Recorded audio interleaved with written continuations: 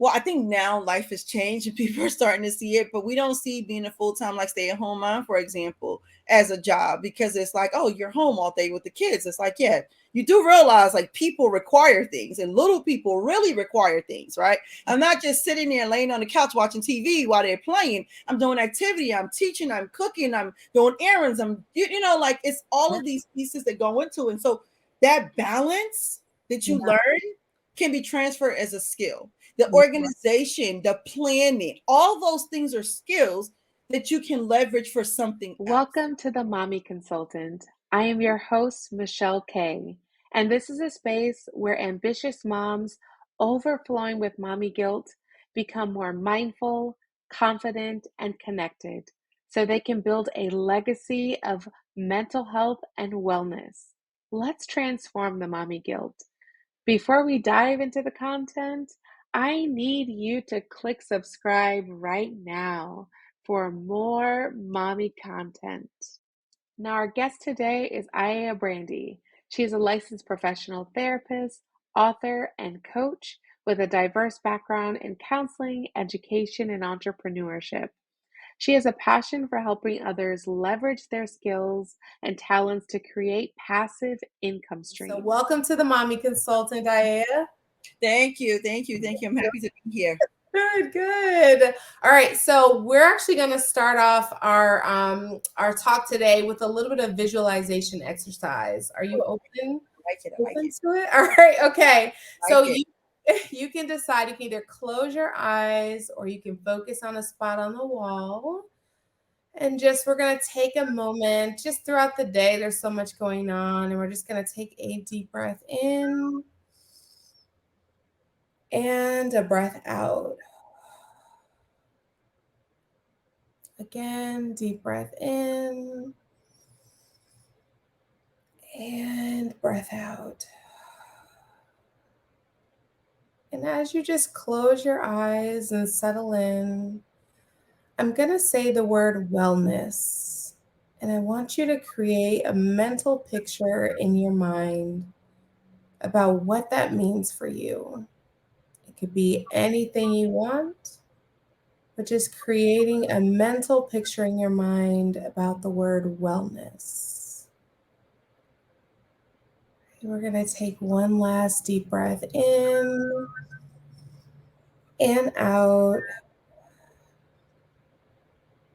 And you can open your eyes. Yeah. Why don't you tell me, did any visualizations come up for you? When I think wellness, I think relaxation. That's just how my wellness goes because I don't really get a lot of I don't schedule relaxation like you should, right? It like happens to me. It forces me. That's what I do it. I know that's not good advice. So I don't want anybody. No, but like that's real. Sometimes you have to realize that it does force you. Yep. So I relax when excuse me, when something goes wrong, and then I'm forced to sit on the couch where I don't want to be. I'm forced to just do nothing. That's when it forces. But for me, wellness, like if I was to be really like honest with wellness is like, it's like an everyday part of your day. It's every moment being mindful, right? Like I go to the chiropractor and I have to remember, ma'am, you need to go at least once a month and not go weeks and not without going, right? Wellness is like relaxation, whether I'm relaxing on the beach or I'm reading a book, or that's what conjures up to me whenever people say, in my mind, when people say wellness, I think of that. Yeah. And I love how you said that for every day. And, one of the biggest reasons why, you're on here is, you are a mom. And also you're an entrepreneur. And that's exactly how I met you, like just being on Facebook. And you know how we all have like social media friends now? Oh, goodness, yes, right. Never met them, but been friends like forever. I have social media friends from like 15 years ago. I'm like, we've never met. This is weird. I know, but why don't you tell me, just when you think about mom and entrepreneur, why don't you first tell me about your journey to be a mom and, how old your kids are and everything like that? Well, I have one kid, which sometimes can feel like several, but I have one. I have a teenage boy. Yeah. He's 17 years old now and getting ready for college and having excuse me, allergies here is crazy. for having senioritis. So that's where we kind of are. We're like pushing ourselves through Yeah. because I can see it setting in. But, it's like, nope, we got to stay focused. We only have a few more weeks of this because he gets out of school in May. But my entrepreneurship journey started way before him. My dad was an entrepreneur, or excuse me, still is. He works for himself full time. Okay. I grew up watching him do these things, right? And becoming independent and finding streams of income and taking care of his family. It was not a bed of roses. Let's just put it out there. My dad wasn't like this rich entrepreneur. He was like a HVAC. Excuse me. He was an HVAC technician who worked for himself and would, create contracts with companies to check their HVAC systems while he was getting his stuff up. So, I would watch him, and I started out with like selling candy in high school and Avon and like all these like little things, typing services in college. Like, I could come up with a hustle. But I come up with some, I'm gonna come up with a hustle and just let you know I'm gonna come up with a hustle. So just doing all those things. My eyes are always open. Like, okay, what can we do next? Like, what can we do that's fulfilling? I'm very much about fulfilling, right? I think too many of us do things just for money, but I want to be fulfilled. I want to enjoy what I'm doing because I don't want to be thinking, oh, this ain't making enough money. Because if I'm fulfilled, I'm gonna eat anyway, right? So just doing that, and then my kid came along.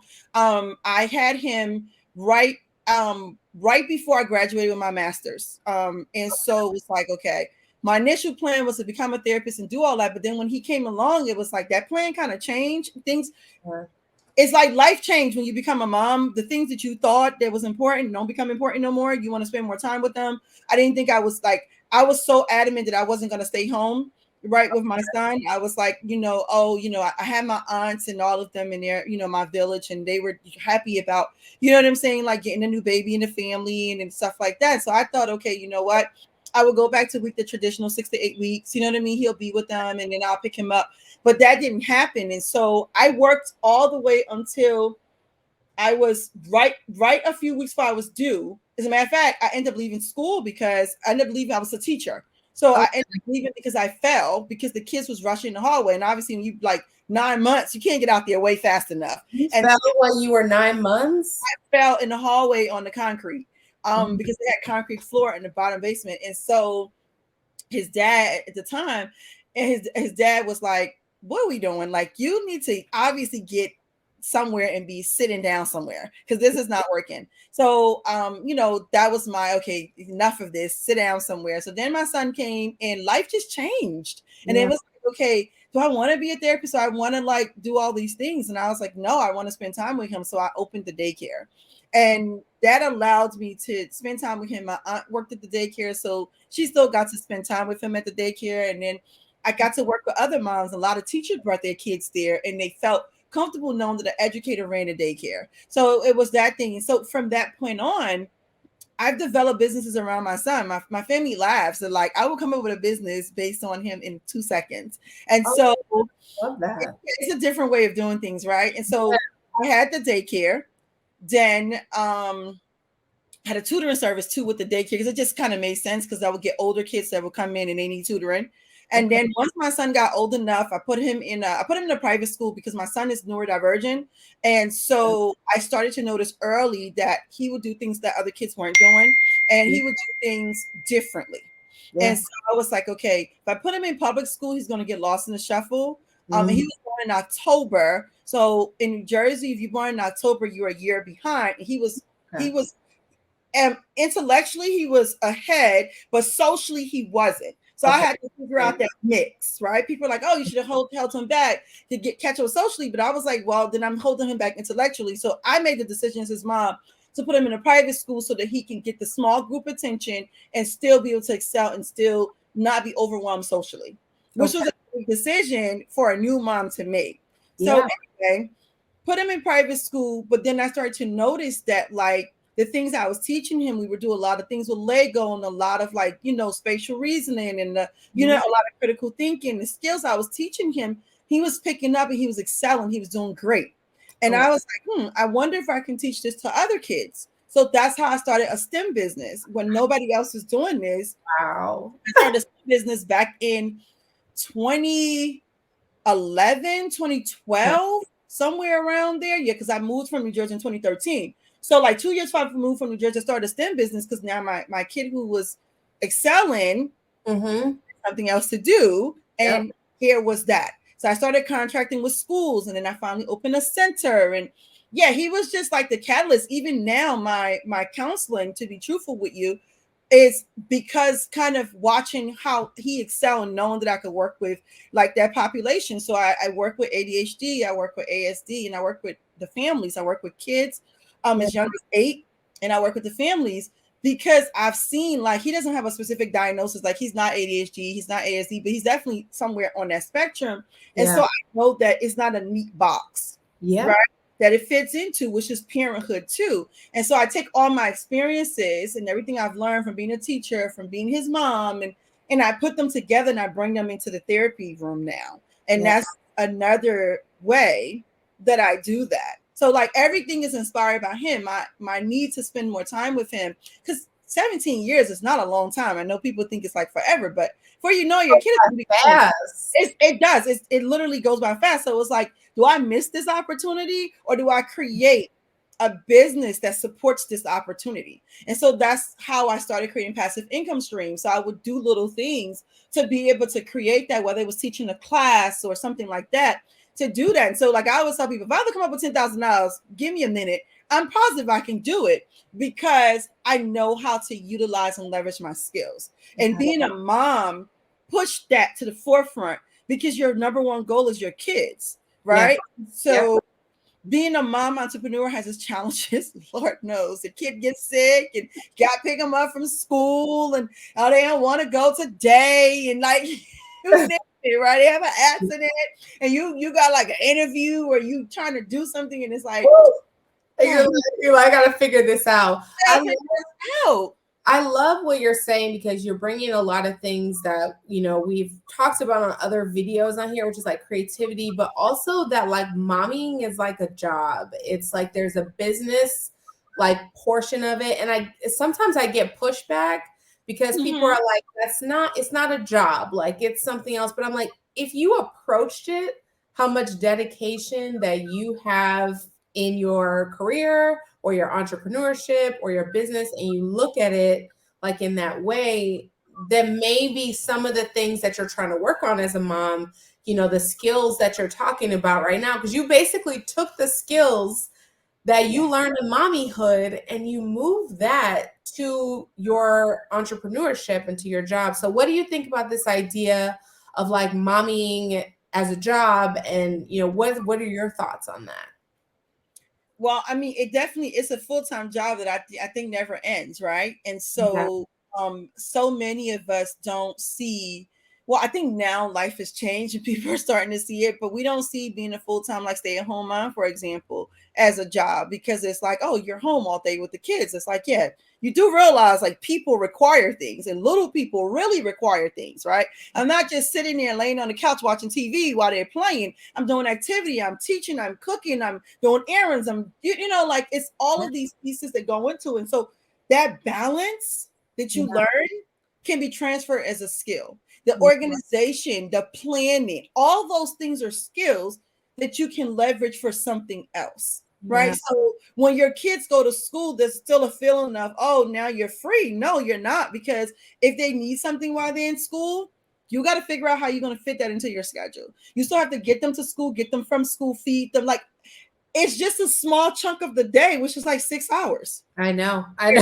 A lot. And you have to fit in the rest of your life into those 6 hours. Yeah. Because when they come home, they need you to be on. So it's a different level of on. And as an entrepreneur, I think it's really tough, right? Because as an entrepreneur, your business doesn't run on 8 to 3 when they're at school. Oh, it doesn't. You are right. It doesn't. It doesn't. My daughter just said today, she was like, you're on your computer Monday through Sunday every single day.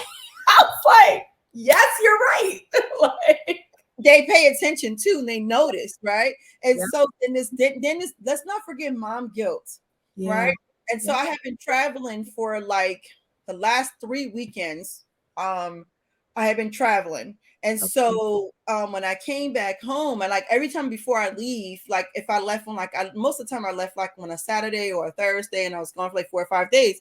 But I always have a teenager and he can stay by himself. You know, we have an alarm, we have cameras, you know, things have changed.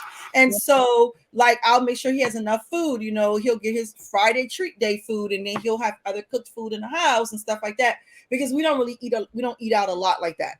And Okay. so I was like, feeling bad because I was gone for like 2 additional days out the week, like a Monday or Tuesday. And I'm like, okay, that would be normally days that I would cook on a weekend that he would have. Now he don't have that. And so then you have the mommy guilt. And so for like the last week, I had been like doing all this stuff. I mean, I found myself, what was that? No, it was Tuesday night because today's Thursday.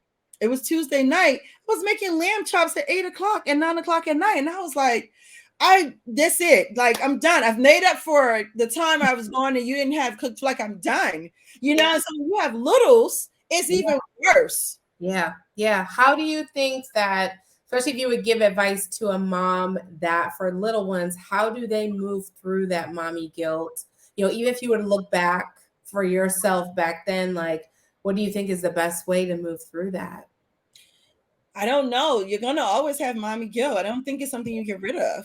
I It's know. just it's not something you get rid of. I think you move through it knowing that your intentions are good. You set your intentions and you have to find the time in there to spend with them. You have to be deliberate and intentional. And if I only have an hour, what can we do within that hour? Yep.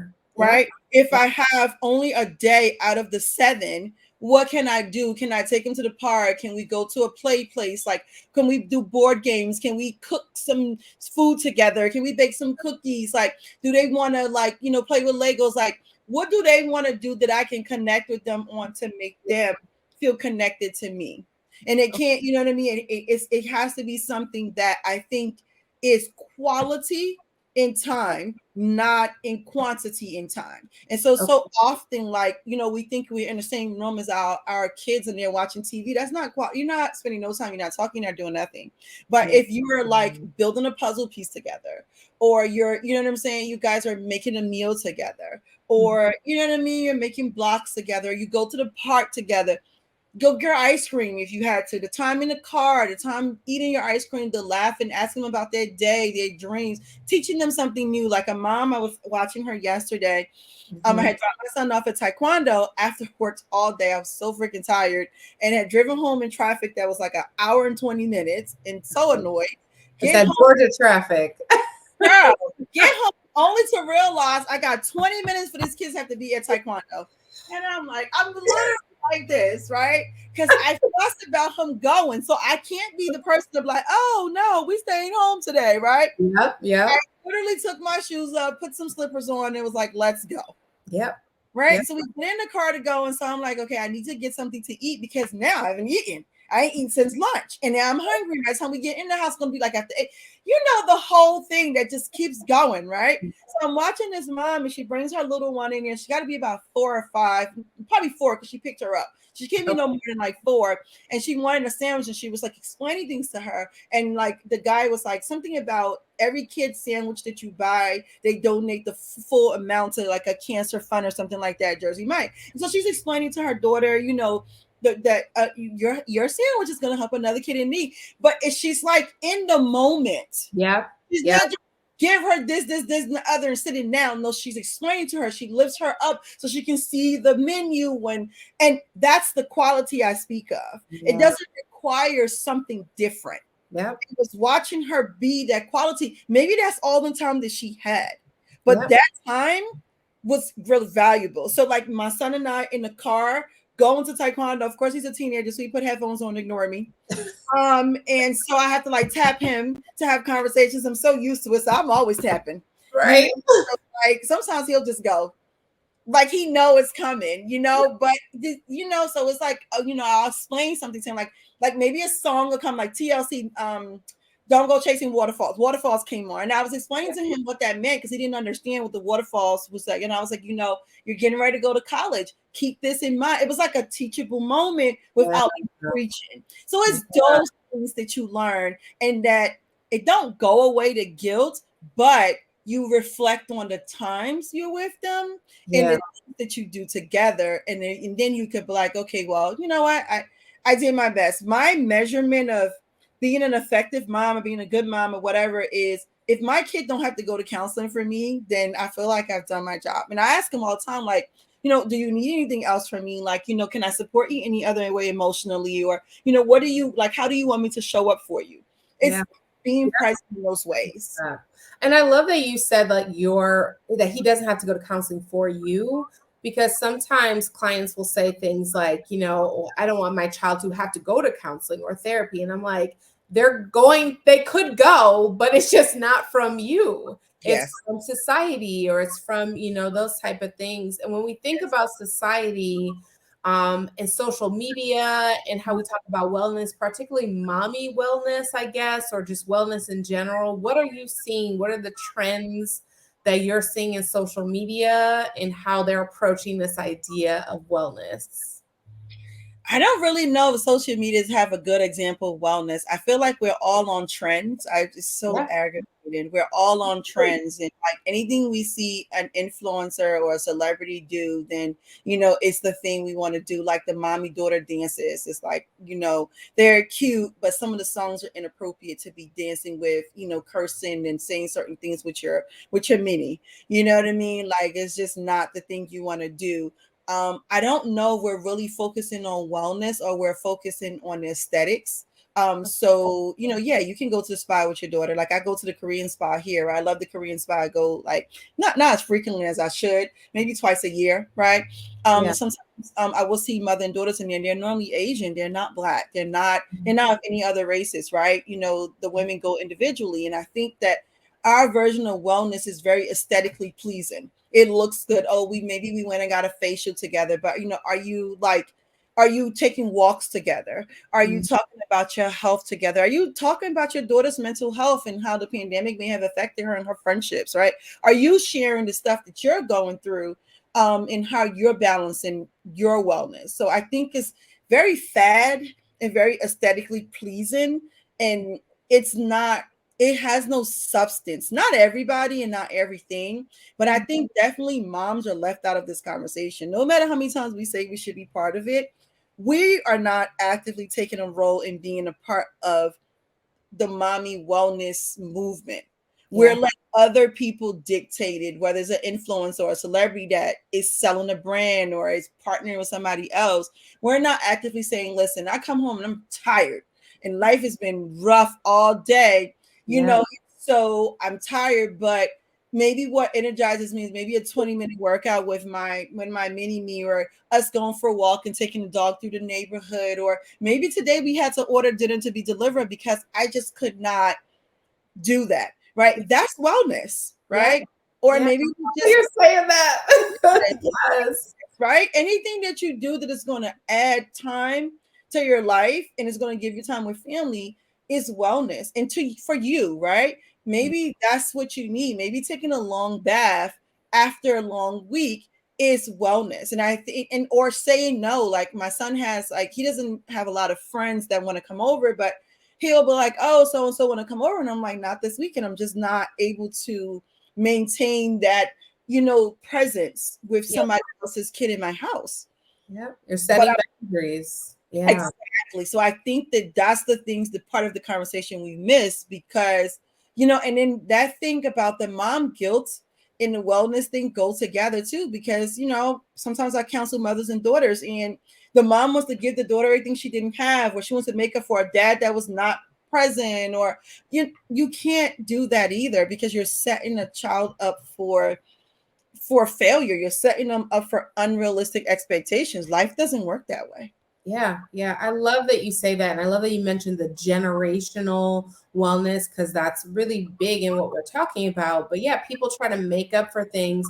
And you can't make up for something that was like in 1970 something. Like your mom or your dad went through it because that was their journey. Yep. You have your journey. So I love that you say that. So And we have to just say to ourselves, like, they did what they could for where they were. They yeah, did the best that they could. Now I get to move on, do the best that I can, right? I would like to believe that I've made different decisions than my parents made because I also had different opportunities. I've also been enlightened differently. So I should. Do I make the same decisions they make? Then I'm being a bad parent because I've been enlightened. I have access to more resources, more people, more things. I know better. And so that's the catch, right? Some of our parents just didn't know any better. Yeah. And Yep. your kid will know better than you. Yep. Yep. And I think like it also takes for that mom to come to that realization, like what you're talking about. It Mm-hmm. takes a lot of insight. It takes a lot of awareness. It takes a lot of looking in the mirror and you're like, ooh, Yes, I need to make that change. Like I need to change. immediately. Yeah. Did you ever have a moment for that in your life where you're like, hey, I need to pivot or I need to make a change, and that kind of helped you move in, maybe whether it's in entrepreneurship or even in mommyhood? Was there kind of a good pivot moment for you? Hmm. I I think that for me the biggest pivot was when the biggest pivot for me was when my son wanted to move to Georgia. I didn't want to move to the South at all. And I'm gonna say this is probably gonna be unpopular, but I'm gonna say I didn't think the South was a good place to raise a black boy. I had seen too much, been privy to so much, and I just didn't want to raise him here. Yeah. And I had to think about the type of black boy that I have. He's considered a safe black man, so to speak, right? Mm.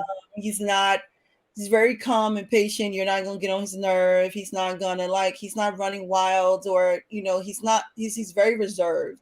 And Okay. so it made me feel a little bit more comfortable because he's that if I was him, I couldn't raise me here because I'm very outspoken. I'm very matter of factly. I'm very straight to the point. I'm not gonna let you walk all over me. No, you're not gonna say this to me and get away with it. And so it wouldn't have been a good place to raise me, Yeah. right?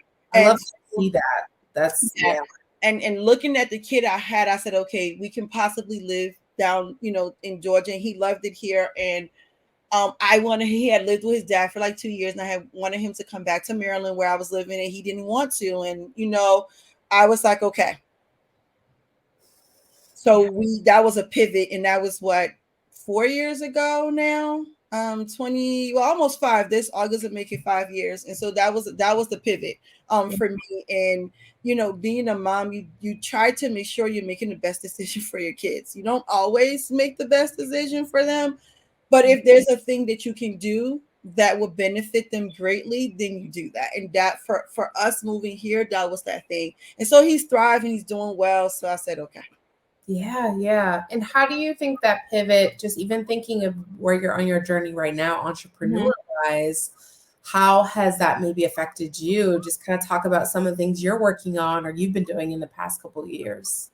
Say that part the last part. Yeah, so thinking about you made this pivot and it's your entrepreneur journey. So just looking back in the past 4 years, Mm-hmm. how do you think your entrepreneurship journey has been since you've moved to Georgia? It's definitely changed. When I was in Maryland, I was doing more hands-on. I was still doing like business coaching, but I had selected clients. And so yeah, I would work with them for like a year or more. Yep. And then I was also doing I had a private personal chef business. It was very popular, in I always say New York and DC have very different cultures. Mhm. And those cultures, if you can figure out a pulse of them, you can make a lot of money. Yep. And so I figured out the pulse of the DC, sort of the DMV, DC, Maryland, Virginia culture. It's a lot of power and politics there. People are always having events and get-togethers and things. And so the personal chef worked because people wanted they kind of wanted to to show off, like, yeah, I have a personal chef here. And, look, I have this, that type of stuff. They didn't want to order from restaurants per se. They wanted me to come over. So it was a good business, but it required me to be on the move. But my son was also living with his dad. And so for those 2 years that I was like really into the business, it worked. But then I moved to Georgia where that's not a thing. Yeah. This area is not that. And Yeah. so I had to pivot and say, okay, what skills do I have from all that I've done that I can use for where I need to go? And that's how I ended up back in counseling, because I said, well, this is best for where I am and gives me the flexibility. And then I just beefed up like my business coaching and, so then I had more time because I wasn't running around doing the personal chef thing. I could create classes and, stuff like that and products and things like that. So a pivot, but I've always stayed true to what makes me happy. And that's what I tell people. Yeah.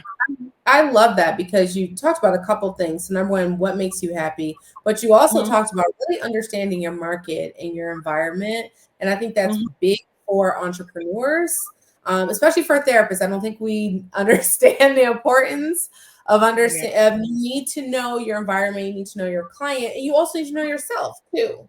And so that's all those things combined are really helpful. So I want you to tell me what you're working on now and, where can people find you? What are some things that you're working on now? That's a good point. I'm probably working on too much, but I'll I'll narrow it down.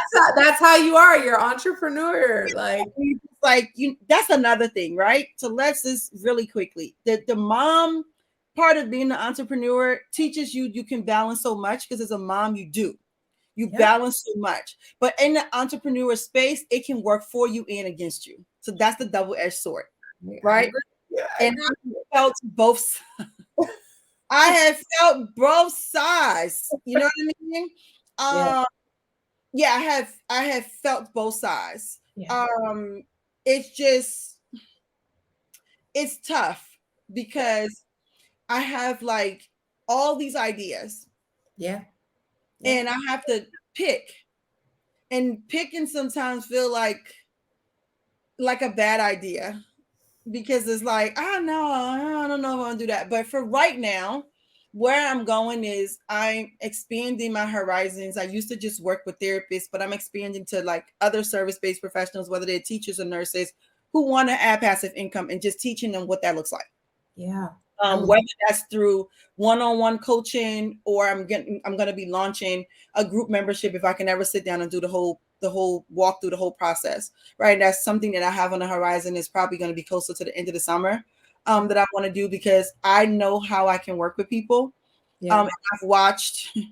I've watched one thing I've learned is it doesn't matter how much information you have. If you don't have the accountability and somebody working with you to put that information out there or create a program, you're not going to do it because it's happened to me. Right. Yes. The teacher in me says, okay, come on, students, let's get together. Let's get this done on a Saturday or let's do, you know what I'm saying? A work Zoom or whatever. So I want to utilize some of those mommy teacher skills, counselor skills, put them all together for that. So that's something that I'm working on right now. Is putting together a better passive income experience for people who want to do it, but who know that they don't have every day to do it. They can't do it within a 3-month program, right? A lot of time we bought a 3 or 6 month program and then like you quickly get in there and you got to be there for the time that the person says, and then you're done. But maybe if you're part of a membership where you can show up when you can and get stuff done, you can watch recordings when you can, maybe you'd be more likely to do it and have an accountability partner. So that's one thing I'm working on. I have my Etsy store. It's called The Therapist Place. You can search that on Etsy, and I put like planners and journals and workbooks on there that meet different, counseling needs, just in case you're looking for that. Wall art, stuff like that. And then I'm going to be doing some ADHD groups, teaching adults executive functioning skills, and that kind of covers anywhere in the country you are. And hopefully I'll get into like just an ADHD process group. So for now, I'm keeping it right there. Yeah. I still have my private practice, and I'm still a mom of a kid that's getting ready to go to college. Yeah. I mean, he has a lot of big transitions. I mean, that's a big transition for him going. But like you said, like as an entrepreneur and a mommy, definitely like honing in on those few offers or those few things that are really going to create the most impact, but also for aligns with what you're doing as a mom. I think would be really important. So, there's some links below for everyone to please check her out. I mean, she has so many great, wonderful ideas and a lot of not only ideas, but also resources for anyone to kind of follow if they want to move into a passive income stream. So thank you so much. And Everyone has a good rest of your day. And thanks for watching The Mommy Consultant.